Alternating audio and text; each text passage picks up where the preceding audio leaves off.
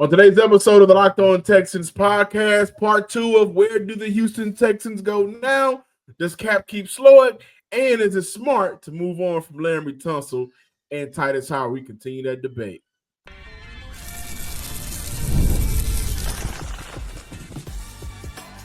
You are Locked On Texans, your daily podcast on the Houston Texans.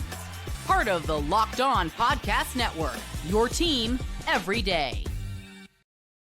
Battle Red Nation! Welcome to this Tuesday episode of the Locked On Texans Podcast. I'm your Texans football analyst, John Hickman, alongside the man with the big hat, the even bigger smile.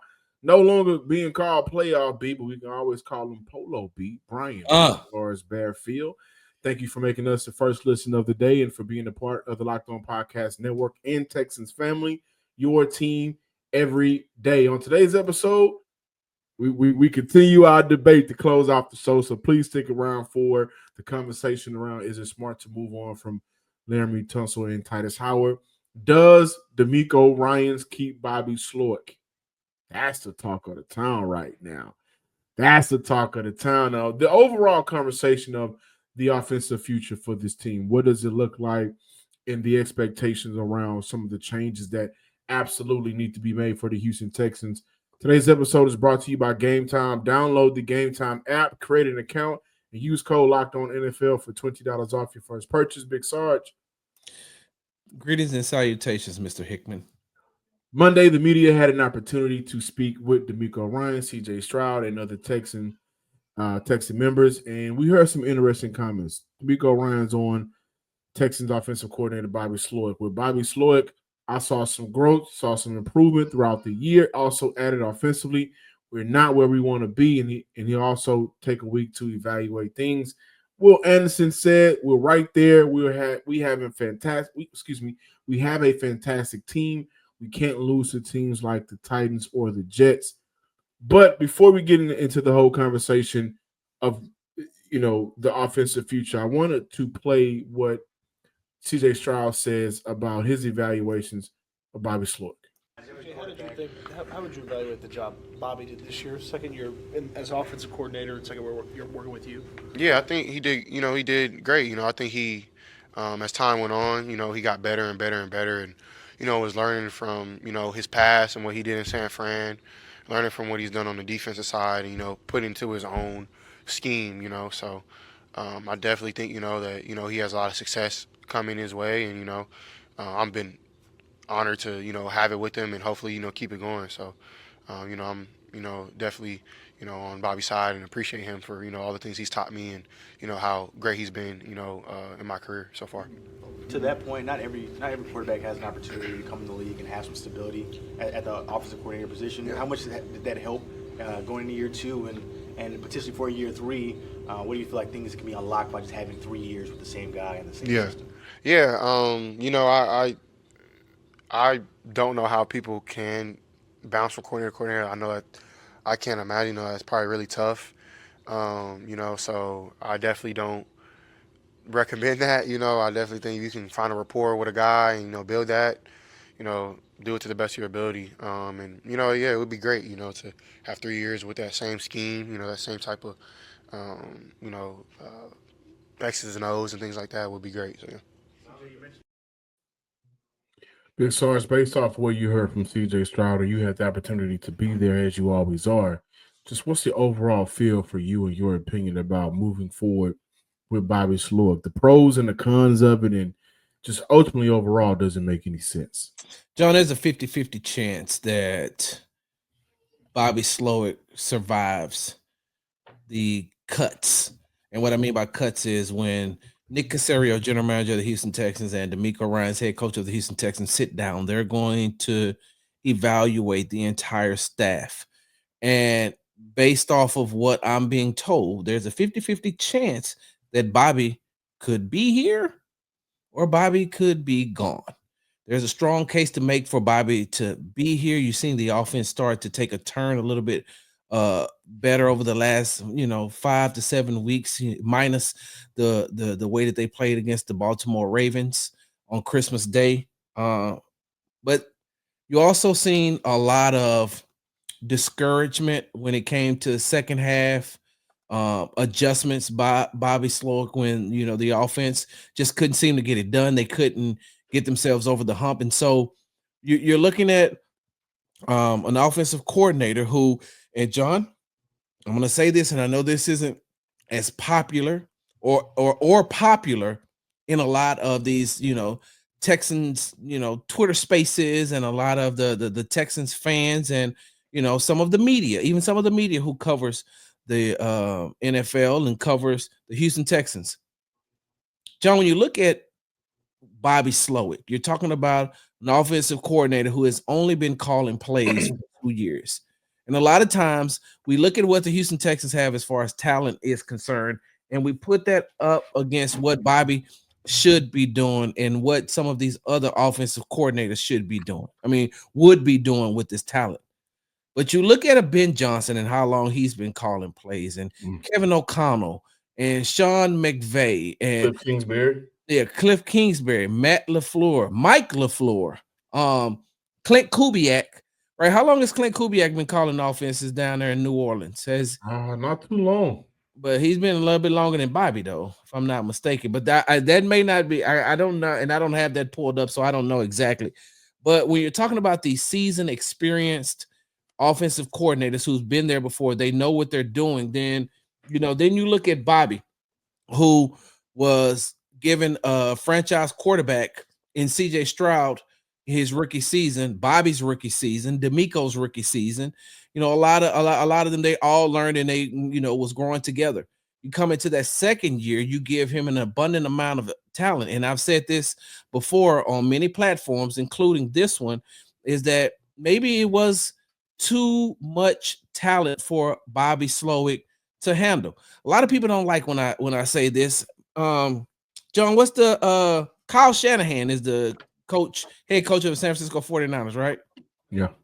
49ers offense is built for the 49ers offense. When you look at it, they have a dynamic player in running back Christian McCaffrey. And everybody else around them, like, he's great. Everybody else around him is, good. Kittle, don't get me wrong, that they got a really good tight end.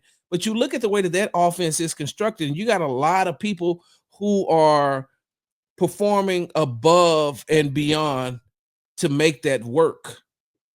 When you look at what the Houston Texans came in with to begin the season, you had C.J. Stroud, you had Joe Mixon, you had Nico Collins, you had Tank Dell, you had Stephon Diggs. You had an abundance of talent that maybe it all broke down.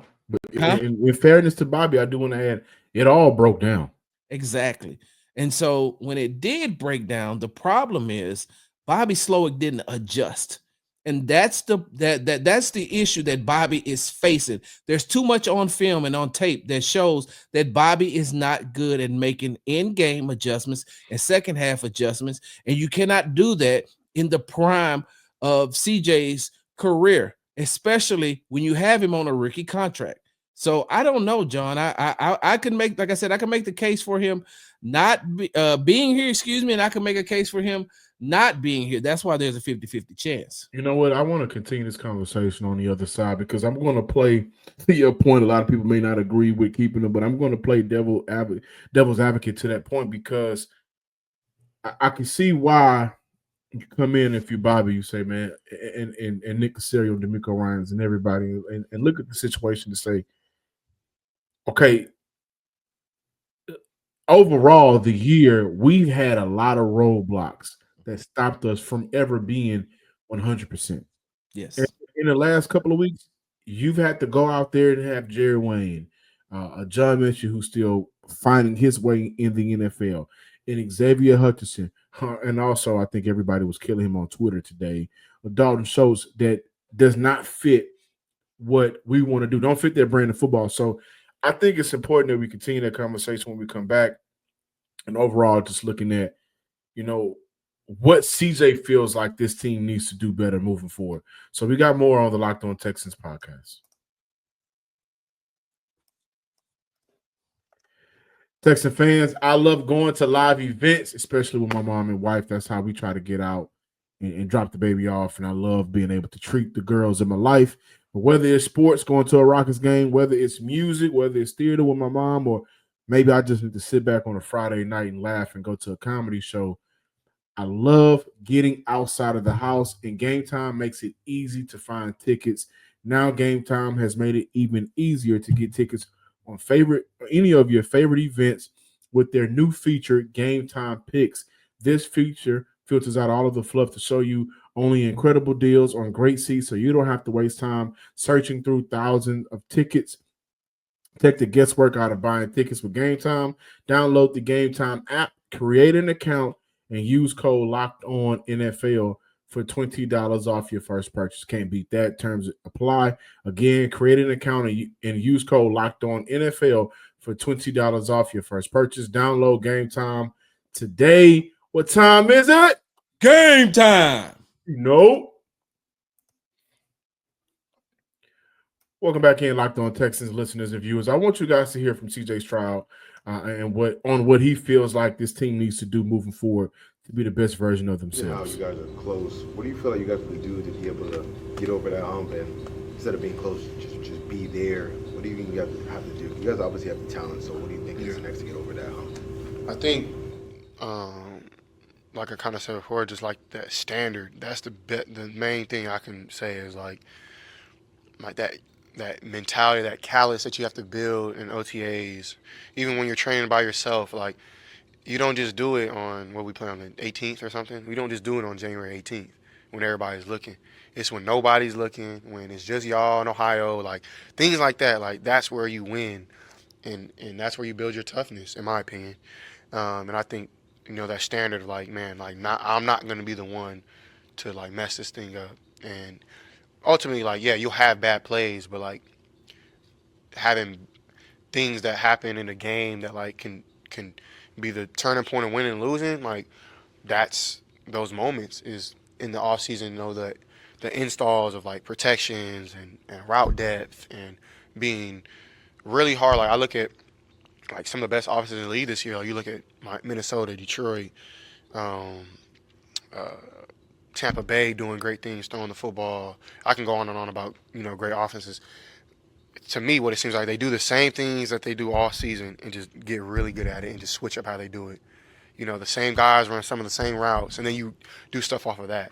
And so I think, that is something that you build in OTAs and guys being around and watching tape together. So I think that's the way we get over the hump, is taking things like that a lot more serious. CJ. One of the things CJ just said, man, I think is extremely funny, and we need to mention it now. Pass protection installs, and it doesn't look like, according to Aaron Wilson, Chris Strauss will be back next year. And I think that's probably the first on everybody's list of decisions that need to be made. And I think that plays into why we'll talk about keeping Larry Tunsil and Titus Howard to close off the show. But, back to the conversation of the offensive future and, does DeMeco Ryans keep Bobby Slowik and everything all together?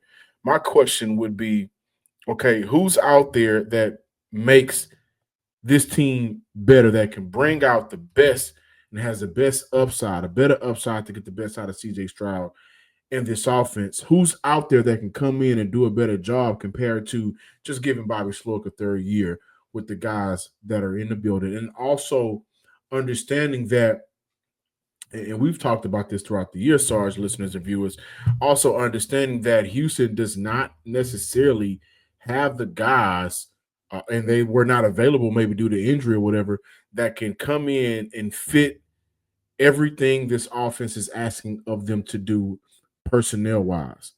Again, the biggest conversation right now has been just how bad of a job Dalton Schultz has been throughout the entire year in terms of being able to block, right? And you necessarily don't want to have your tight end on one of the more younger premier pass rushers in the NFL.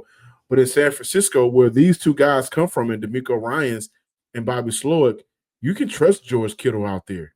Yeah. And so expectation here in Houston is, if I've seen one of the better tight ends in the NFL do it, my expectation is I believe Dalton Schultz should be able to do it, give the effort to do it. And, oh, by the way, we just paid you and extended you and gave you a lot of money with the hopes of you being able to do it. Now, that's also goes back to knowing your personnel, but that's a conversation to be had. And also the offensive future. a lot of it does have to do with what I opened up with, the offensive line. They really played a big factor and role in CJ Stroud's decline this year. On multiple plays, not getting the time that he needs. And when he did get the time, maybe forcing the ball out of his hands too quickly and not allowing guys to get all the way open, because there's no trust there that I won't be on the ground after I throw this ball. Yeah. And he's taking a lot of hits, Sarge. So just to continue the conversation, Chris Stroud doesn't come back, right? For DeMeco Ryans to take a week to evaluate, are there any other areas on this offensive staff that you believe, hey, you know what, you need to move on from this guy? John, it's so funny that you mentioned Chris Stroud, because I got him written down along with two other coaches that I don't think needs to return to the staff. But it's funny because on today, and I'm not gonna say the names of the two people I was talking to during the exit interviews. I was like, hey, I got Chris Stroud a good going away present, right? And they just looked at me, and I was like, all right, make sure y'all get him a good going away present, because there's no possible way that they were, or there was no possible way that they were going to bring him back. And the rumblings that I had been hearing and the things that I had been hearing too much of, no.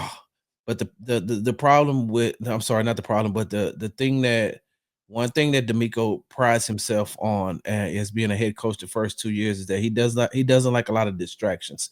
That's why it was surprising that they cut Deontay Johnson going into the divisional game against Kansas City, because those type of distractions normally doesn't happen. They know how to bury the distractions until it's time to do what they need to do. But John, Chris Strausser, right? Offensive line coach gone. Another coach that name you might hear here in the future who is on, let me put it like this, who's on thin ice is Jake Moreland, the tight ends coach. Yeah, I knew you was gonna say that, because he's on thin ice because they're not getting the production that they should have gotten out of the tight end position this year, because it's his job to have Dalton Schultz prepared for the games, and you can't have him checking in and checking out. I know you're about to say something. No, I just want to add to that, how much of Jake Moreland's job is on the line due to not only Dalton Schultz, and for Dalton, I put that more so on Dalton, but maybe not getting a better version of Kate Stover, who the tight end group has had a lot of ups and downs too. No Brevin Jordan. They had to bring in Irv Smith, Kate Stover in and out, Tegan Quinteriano. So as a group health-wise, they've also been hit with the same bug. I think the wide receiver group has been hit with. Yeah, well, you look at it like this too. Kate Stover's a rookie, so I don't know what you expected from him coming into playing in his first year in the NFL. That's fair. Second thing is, when you see the amount of talent that the Houston Texans got in the offseason, last year in the offseason coming into this season, it's a positions coach's job to get that player up and ready to play, up and ready to go, up and ready to do what he needs to do. And not only that, Dalton is a veteran. Dalton's been playing in this league for a long time. Dalton realizes that he's an independent contractor. That's why he was able to get the extension, because they looked at him and said, okay, we see a lot, of what you can do, and then you didn't do it. And so that falls back, unfortunately, John, it falls back on the positions coach, because if you're going to give, and I'm not talking about you per se, but I mean, since we're talking about it, if you're going to give him, Jake Moreland a pass and say that it's on the tight end, Dalton Schultz, to have himself ready, then Chris Strausser should be able to use that same excuse, especially dealing with what he had to deal with as far as injuries is concerned and things like that. It's his job to have those guys ready to play. Now, before we move on, I'm gonna tell you, Jake Moreland. I'm gonna tell you another coach who isn't so much on thin ice, because him and Bobby are kind of connected and joined at the hip. Like, he's not on thin ice, but he's being watched very closely, and he may make his exit before they fire him. He may make an exit and go coach at North Carolina with Bill Belichick. over there. He may leave the professional ranks and go back to, and I'm talking about Ben McDaniels. Yeah, that's a name you've been talking about for a while. The wide receivers coach and the passing game coordinator, because once again, you got to have it. When you look at Bobby and when you look at Ben, those are the two who needs to make the adjustments when you know you don't have the talent. You've been without Stephon Diggs for a very long time. You're without Nico Collins, and it's your job to make sure, especially starting as the wide receivers coach, to coach these guys up and tell Bobby maybe there's a better route concepts to be ran in the offense that you're trying to run. Hey, do the players feel like that's an area in their game or in their offense that they could just get improvement from and help from the sideline? Is that something? Just asking you, maybe have you heard anything from the players that have come off like, hey, you know what? What if we had more leeway and more room to operate? So when you're talking to the players, right? When you're talking to the players, and it depends on if you're talking to them on the record or off the record, but I'm going to use off the record. Off the record, they look at the offense, and the first thing that they say, John, is, what do I need to do to be better? Because they know what's going on as far as the offense is concerned. They know what's going on with what the routes they're supposed to be running, but they're so much about just making sure that them and number 7, which is CJ Stroud, is on the same page. Yeah. They want to make sure that they're on the same page. So even off the record, they're not talking about a lot of the route concepts and things that are happening. They're talking more about, okay, I got to do what I need to do to make 7, the team, but also 7, because you want to be that guy that he can trust.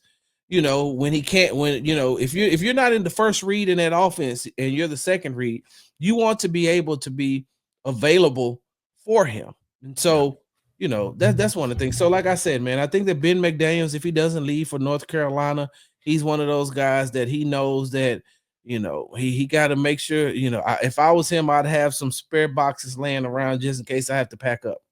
Just in case you got a U-Haul. I think the ultimate question on the offensive side of the ball, and it's funny, we haven't even got to the defensive side of the ball, and I believe Nate Ollie just took a job somewhere to be, I think, a full-time. Now, he's already full-time, but I think he just took a job to be a defensive line coach, not an assistant. But we haven't even talked about defense. Oh, man, I'm sorry. That's a huge blow. Yeah, Rod Wright talked so great about him last week. Yeah, he did. And Nate has been, I think, phenomenal in his role. But if we look at all of the positions of need for the Houston Texans, number one, offensive line, right? Yep. Especially interior. Okay. Wide receiver, position of need for the Houston Texans, given that I don't think Tank Dell is going to play next year. Mm-hmm. If they do look at bringing Stephon Diggs back, which we've heard from a lot of players, they will love to have him back.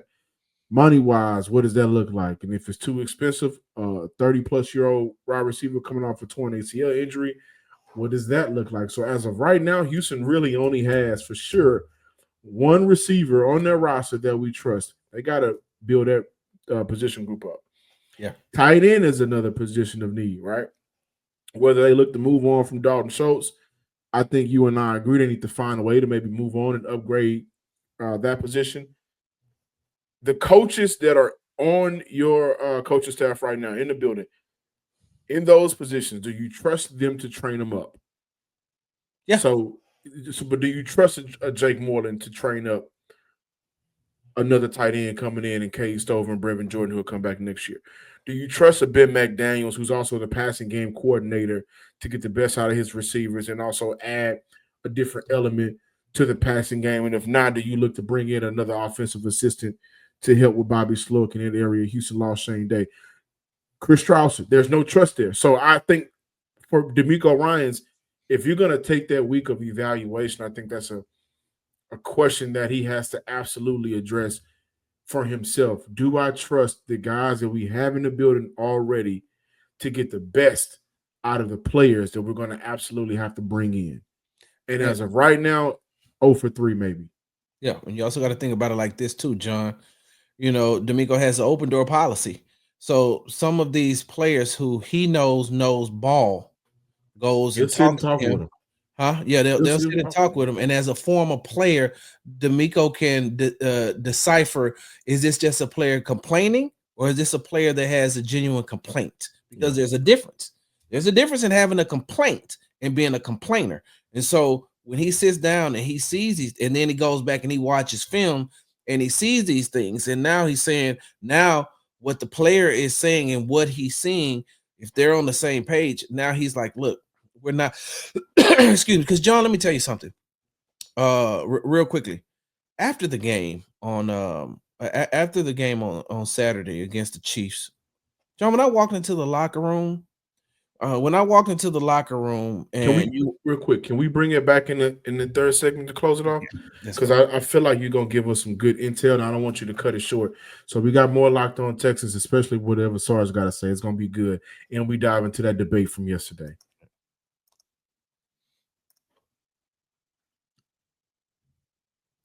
It's playoff time, and if you're like me and some of my friends, you want to make the most of the final weeks of the NFL and college football action. As a matter of fact, if you didn't get in on Monday night game, then that was it for you.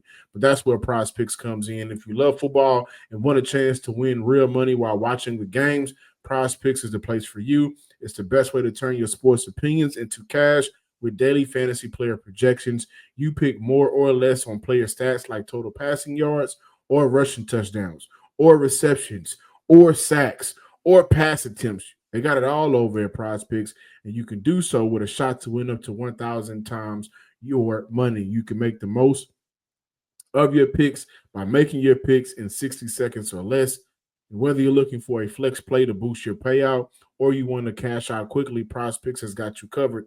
With over 10 million members and billions of dollars in winnings, it's clear PrizePicks is a platform for the people. Here's a special offer for our Locked On listeners. Download the app today and use code LOCKEDONNFL to get $50 instantly after you play your first $5 lineup. That's PrizePicks. Download the app or visit PrizePicks.com today to get $50 instantly after you play your first $5 lineup. PrizePicks, run your game. Welcome back in, Locked On Texans listeners and viewers. Before we went to break, Big Sarge has something to say. Let's bring it back.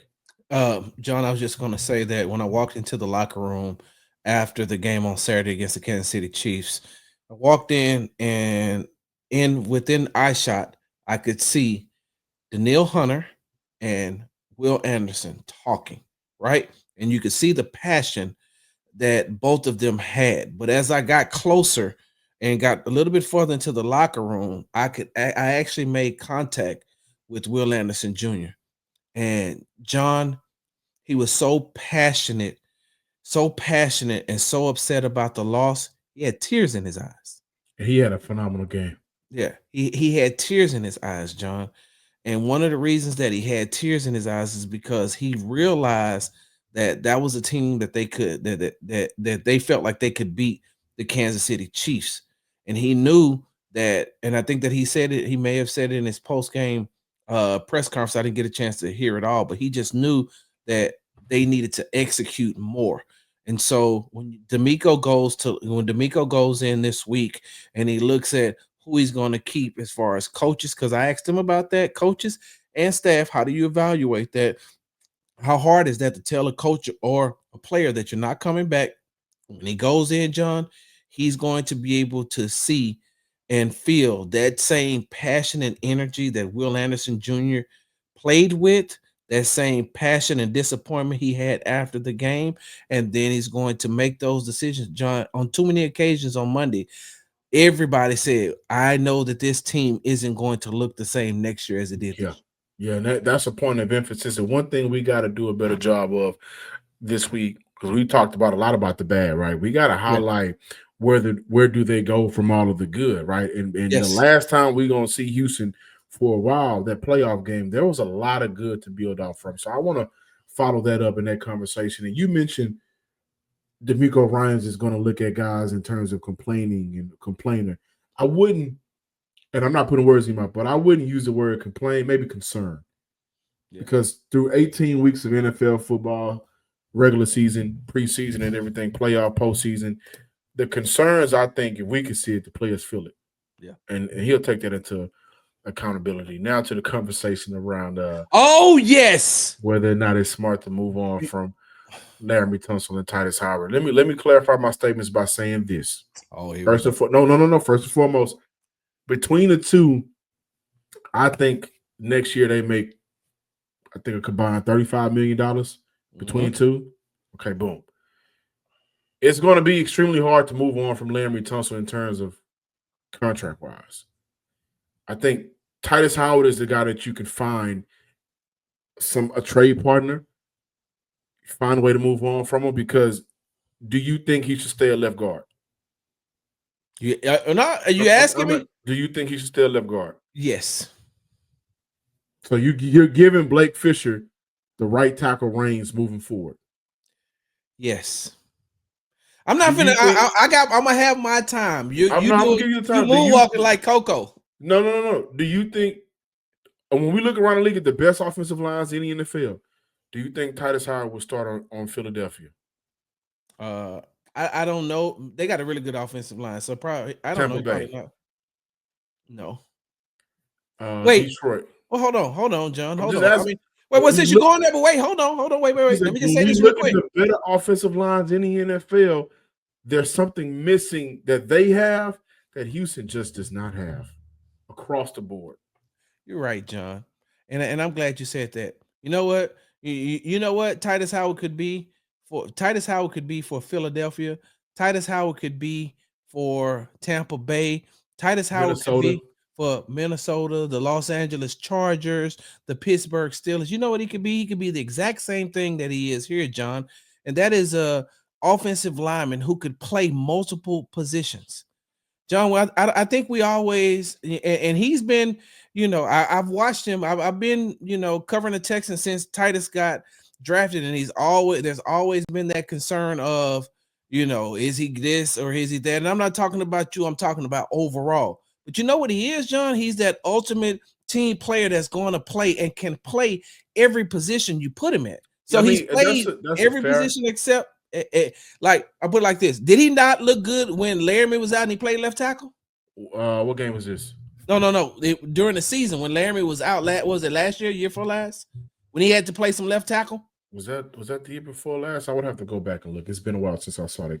But just me saying he played left tackle, and he's played left guard, and he's played right guard, and he played his natural position. He's done it all but center. But if we look at the tough conversations to be had, Laramie is the one where I think for you to lead the league in penalties, and top 6 back-to-back years got worse this year, there's a conversation to be had of, does he fit what we actually need from our alignment? But you're not putting it in context, though, John. You're not putting it in context. This is year 2 under this system. Got worse.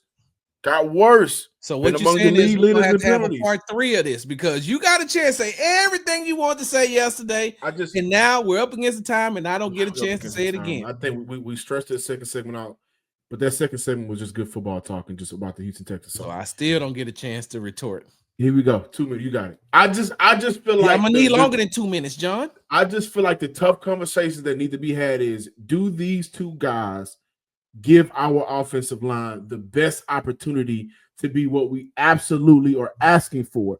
That's to be good in terms of pass blocking and run blocking. And I don't think they're going to get the most out of that, especially considering the contracts and Laramie Tunsil's age is not playing a factor. John, I listen. Like I said, I know I'm not going to get my opportunity to say what I need to say. No, because it's 2 days to look, two shows in a row. You made your point. You started on Twitter, and then you made it. So all I'm going to say is this: between the two of them, between Titus Howard and Laramie Tunsil, they gave up 9.5 sacks on the season. Shaq gave up 10.5 by itself. He does not need to come back. Look. Laramie Tunsil gave up 2.5 sacks for the entire season. When you look at it and you're talking about the penalties, John, go and look up the numbers from how many penalties he had for the first 4 weeks, maybe 5, and then look at how many he had for the rest of the season, John. Everybody talked about the false start. He had a false start. I think his last false start, not the last, but he started in week 4. He didn't have another one until week 9. He didn't have another one until week 12, and then he didn't have another one until week 18. And so, yes, you can look at the false starts. You can look at the penalties. A lot of those penalties came in the beginning of the year. And since we're talking about that, a lot of those penalties came off the exact same thing that the Kansas City Chiefs, what's his name? Jawan Taylor? Is that the? Yeah, the line and stuff. How many revved up starts was he able to get on Saturday? How many times was he able to move off the line quick? How many times was he able to line up in the backfield?